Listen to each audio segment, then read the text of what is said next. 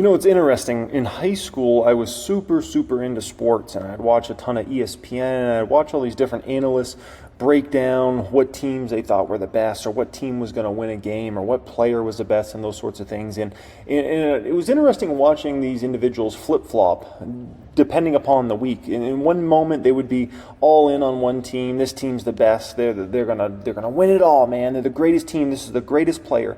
And then that team would lose. And then they would completely flip, and they'd be like, this team's not good, they're horrible, this player's not the one. Before they'd be talking about they're so great, now they're talking about they're not great, they can't pull it off in the big game. And their emotions would flip so quick, right? And it was interesting kind of, watching all that in middle school, high school, because who would have known I would have seen that as well in the stock market. The same exact thing I watched in sports goes on in the stock market constantly. Dow up huge today, right? Public account having a great day here today, $47,000 up, right?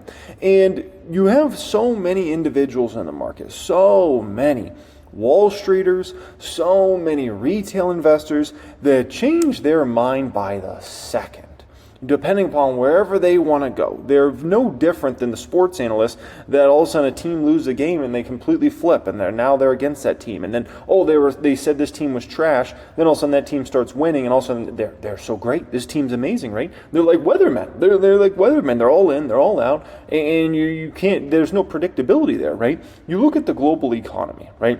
By the way, appreciate everybody joining me as always. I got some stuff to get off my chest here, Dave. That's all I'm going to say about that. It's hard to get me going nowadays. Maybe it's because I got 3 kids. Maybe it's because I'm 34. I don't know. It's hard to get me going, but I got some stuff to get off my chest in this video, okay?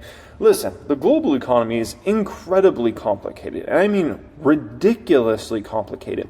And the global economy is absolutely impossible to predict in the short term. It is completely unpredictable. There's so many various factors that go into what's going on in the global economy. It's not even funny. Each country in itself is so complicated. Never mind when you talk about trade, never mind when you talk about freakish things that happen, black swan events, right? The stock market is impossible. Wall Street, New York Stock Exchange, it's impossible to judge in the short term.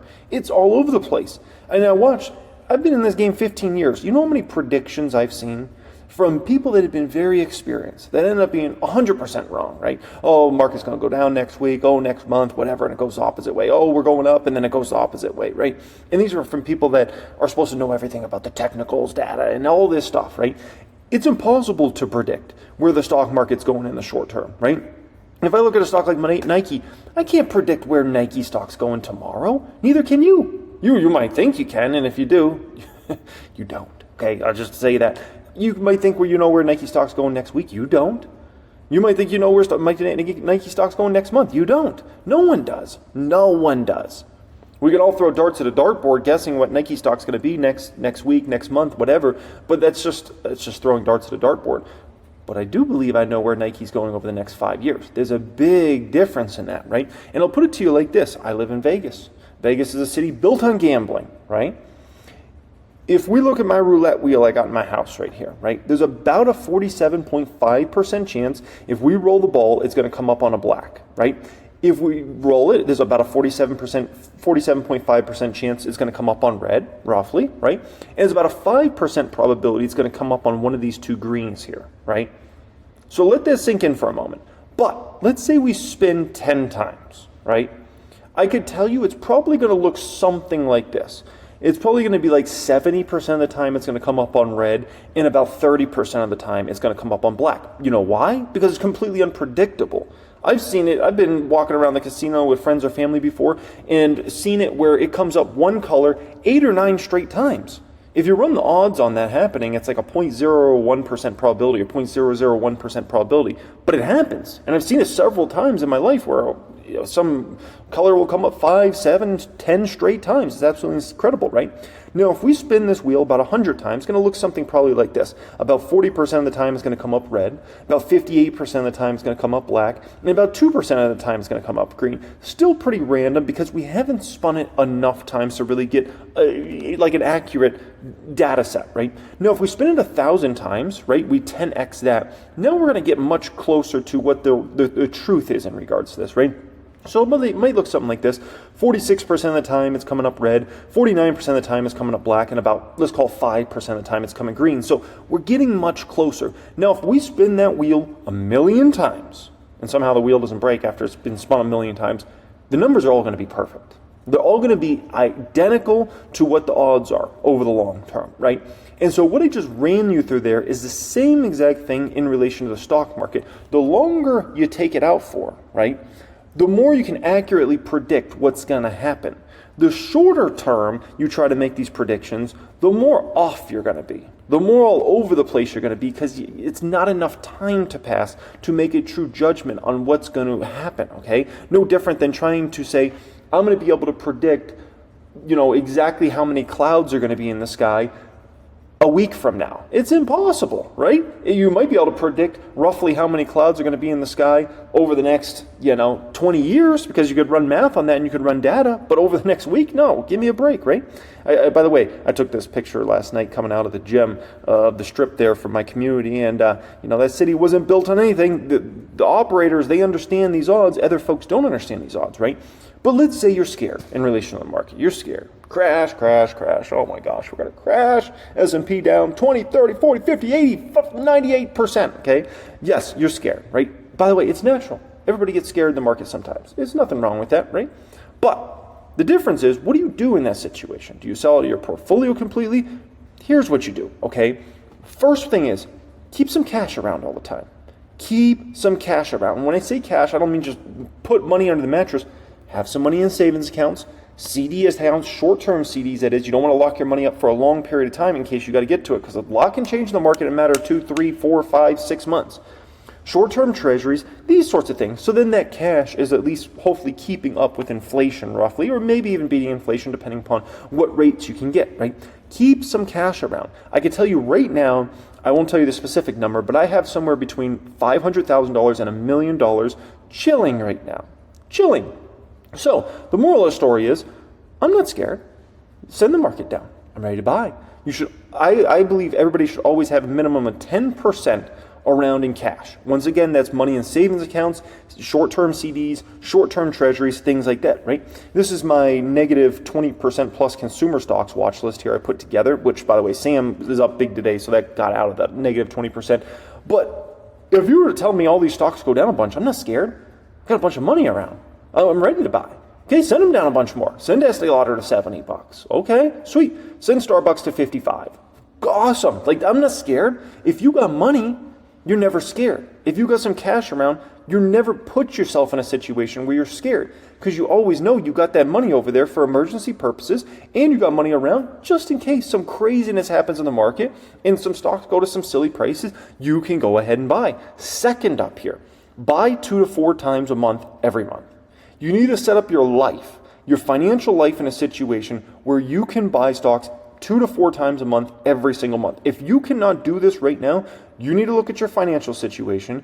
You need to say, why can't I not? Is it your income's too low? Is it your expenses are too high? Is it a combo of both? We got to figure out what's going on there. But you, every single person watching this video, put your life in a situation where you can buy stocks 2 to 4 times a month. Because if you do that, why are you scared? You're not going to be scared. You're going to welcome any drops in the market, because you're always in a situation where you're buying several times a month every month.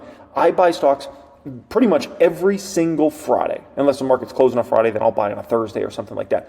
Every Friday, I'm out there buying. Every Friday. And every once in a while, I'll do freak buys here and there. If I see some crazy opportunity in the market, I'll put a bunch of money, 10,000 in the stock, 50,000, 100,000, whatever, right? But every single Friday, I'm buying. In the public account, the Patreon portfolio, and in my private group. Every Friday.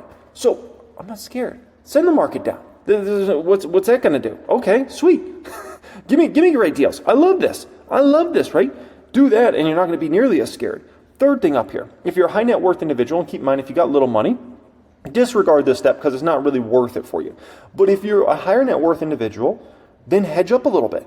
If you've got a little hedging on in the market, you're also take away that fear of oh my gosh, we're going to crash. Something bad's going to happen here. Because you're if you got some hedges on in the market, Your hedges are going to make a lot of money in a downtrending market, right? And guess what? Stocks all get a lot cheaper in a downtrending market. Meanwhile, your hedges appreciate massively in value. Then you can go out ahead and sell out of those hedges, a small percentage of your portfolio, which might become a bigger percent if they go up a bunch and your rest of your stocks go down, right? And then you go ahead and put that hedge money into stocks at unbelievably cheap prices, right? So if I look at something, I got a couple hedges on right now. The main one's Chipotle, right? I got this Chipotle hedge, obviously in the public account. I got other Chipotle put options out there right now, right? And so if you say, tell me the S&P 500 is going down 10+%, do you think that scares me? No. So what? My long positions go down the short term. Awesome. I'm buying every week. I just get stocks for cheaper price. That's awesome, right? Please send the S&P 500 down 10+%, because you know why? Chipotle stock's going to crash way more than it's already crashed if you send this whole market down 10+%. I would gladly welcome that. I get to buy for cheaper, and my puts are going to explode higher. Why are they going to explode higher? Well, Chipotle is a high valuation name, right? Forward P 45, and now we have question marks about where Chipotle's gross margins and net margins are going to, right? Because of what they said on that conference call about margins being under pressure here for the remainder of the year. So now you're setting up in a situation where that stock would plummet to $30, right? If the market went down in any substantial way. I'm not scared. I'm going to make a ton of money in that. And then plug that money into stocks at great valuations, right? Hey, maybe I'd go long Chipotle at that point in time, right? That's beautiful. Fourth thing is, stay diversified. If you stay diversified, you limit so much risk. So much risk. When I would say the majority of the time when people get themselves into trouble in the market, it's either they don't know what they're doing, so they're just gambling money around, right? They're just throwing money on, I don't know what I'm doing. What's a PE ratio? I don't know. Income statement, balance sheet. They're just throwing money around, so they get themselves into trouble. They treat the stock market like it's a casino, right? Like they're coming to Vegas. Or the second way is they're not diversified enough. So they go all in 2-3 stocks, and then one of those stocks doesn't work out, or two of those stocks don't, and they're done. They're done for, right? You gotta stay diversified in the market. You gotta have a bunch. There's so many great companies. Think about it. There's thousands of stocks in the stock market. There's so many great companies, so many great opportunities, so many great stocks to buy. To not be diversified is ridiculous, right? You look at something like the public account. I own 13 stocks in that portfolio, plus I have my hedge on as well, right? And among those 13 stocks, do I buy just all growth stocks? No. Do I buy just all value stocks? No. Do I buy just all dividend payers? No. I buy them all. I buy the best of best growth stocks I can find. I buy the best of the best value stocks I can find, and the best of best dividend stocks I can find for the long term, right? When I'm thinking about the next several years in the market. And so I'm buying all those companies. And guess what? The companies I put the most money in, these are companies in which they usually have great balance sheets and great income statements. And these sorts of companies make me way more money than I have to put into the companies. And I understand how to value these companies, so when I'm buying them, I'm getting them at very attractive valuations, right? And so you look at something like Meta, I've made $588,000. It's actually a lot more money if you add up money in other portfolios, if you add up profits I've already taken on Meta. $588,000 of profits here, right? And I put $201,000 into the stock. So I've made way more money than I actually put into the stock. That's phenomenal, right? Look at a company like Tesla. Obviously, incredible balance sheet. They're now sitting on $30 billion plus in cash and cash equivalents. They have a pristine balance sheet. They're, even in bad times, they're still very profitable, which you can't say for other automakers. When other automakers go through bad times, they lose a fortune, right? And this is a company that's absolutely extraordinary. We've made $326,000 on the stock, a lot more if you count up all the profits I took over the years, right? $326,000 in this position. I put $46,000 in, right? So we've made way more on the stock than you put in. That de-risks in such a substantial way. Look at a stock like Elf Beauty, another one of my biggest positions. Great balance sheet, great income statement, great management team at this company. I put $7,200 into this stock. It's up $175,000 in regards to stock, right? So that's a little food for thought in regards to that. Diversity matters significantly. Knowing what you're doing in the market matters significantly. Next thing up here, reinvest dividends when those dividend money's paid out. If you own several different dividend stocks, they're going to be paying you out every single quarter usually, right? Reinvest that dividend money as soon as you get it. Put it all, you're going to have, there's always opportunities in the market. I don't care how high the market is, how low the market is, how the market is, there's always opportunities. So as soon as you get that dividend money, reinvest that dividend money right out there into the market and reinvest it in the stocks that are great opportunities, right? Now, what do I always tell you guys is the most important thing? Like, what is the best thing that could ever happen in the U.S. economy? What is the best thing? If you've been watching me for years, you know what I tell you the best thing to ever happen in the U.S. economy is. It's not the Fed. It's not banks. It's not any of that. It's not how many Frappuccinos Starbucks sells. The best thing that ever happens to the U.S. economy is a new home is built.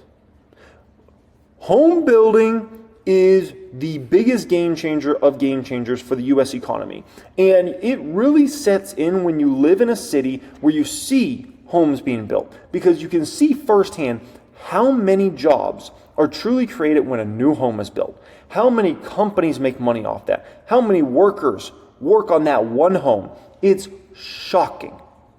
From the time the land is cleared and excavated to the time the foundations are put in for the home and the electrical and the plumbing's done and the wood's put up, right? And then the windows are put in and the appliances and the counters and the floors and all this stuff, right? It's shocking how many jobs one home being built actually produces in the economy, and it helps keep things going very, very strong, right? So in order to really truly kill the economy, you have to kill home building.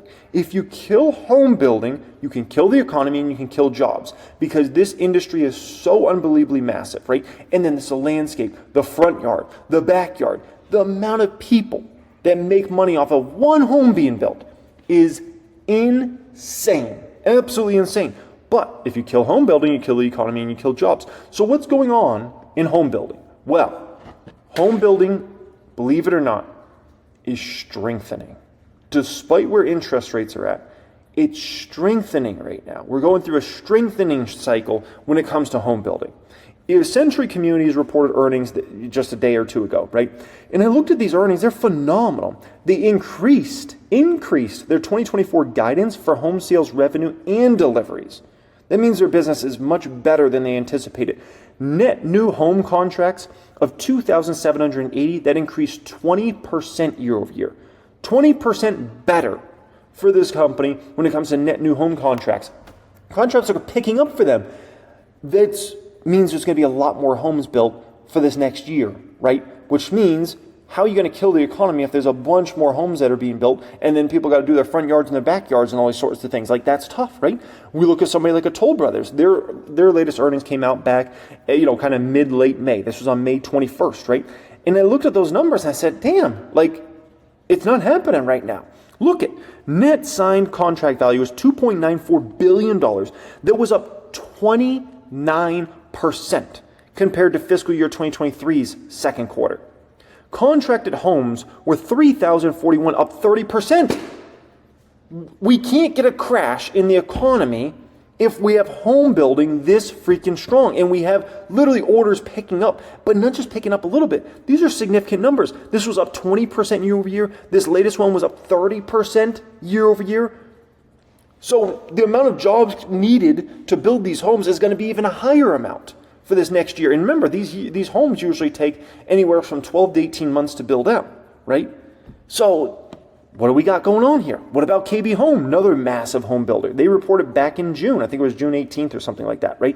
Net orders were up 2% year over year. And guess what? Net order value was up 7% year over year. So KB Homes also. So how are we going to kill the economy if home orders are going up right now?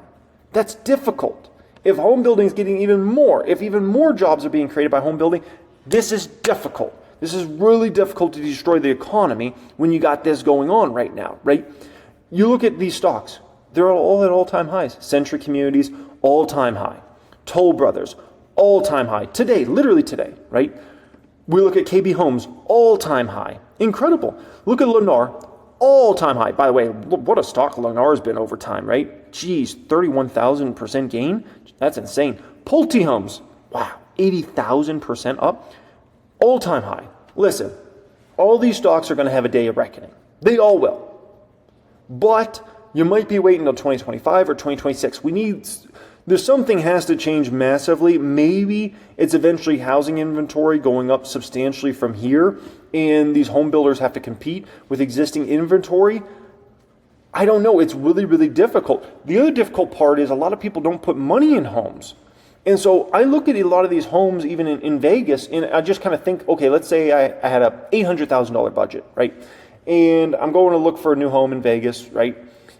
Would I buy new or would I buy existing? I look at a lot of these existing homes that are out there, and they're so outdated. And so for a lot of people, they don't want to go and then live in a house like that when they could live in something brand new that's very modern, right? Or they're going to have to completely fix it up. And there's a small amount of people that are willing to go in and then gut the house, modernize it all the way they want it. And even if they can get a big discount on that, there's not a lot of people that want to put in that type of work. A lot of people just, let's be honest, a lot of people want turnkey.